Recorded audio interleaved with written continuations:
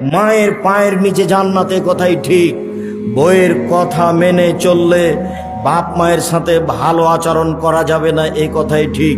সবার বউ খারাপ, এ কথা ঠিক নয়। এমনটা হতে পারে আপনার স্ত্রী আপনার চেয়ে বেশি আপনার মাকে দেখে, এমনটা হতে পারে। সম্মানিত দিনী বোন, আপনাকে আমি অনুরোধ জানাচ্ছি, আপনি আপনার শাশুড়িকে মেনে নেন, ভালো হবে। শাশুড়িকে মেনে নেন। শাশুড়ি যদি মাঝে মধ্যে বলে, আল্লাহ আমার বউটা ভালো, তুমি তাকে ভালো, তারাকে ভালো রাখিও, আপনার শাশুড়ির এই কথাটা আপনার জন্য অনেক।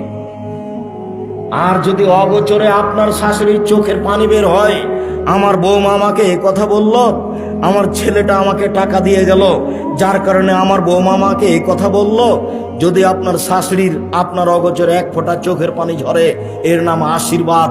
আপনার স্বামী কোটি টাকা ইনকাম করলে সংসারে শান্তি হবে না, এই কথাই ঠিক।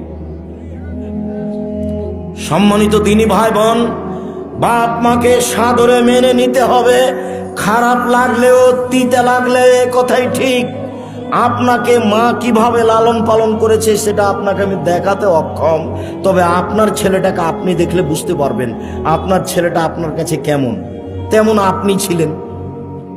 তাহলে বোঝা যাবে মা কি জিনিস।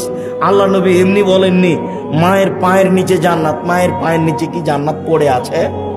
তার মানে মাকে মেনে চললে জান্নাত, এই কথা রাসূল সাল্লাল্লাহু আলাইহি ওয়াসাল্লাম বললেন।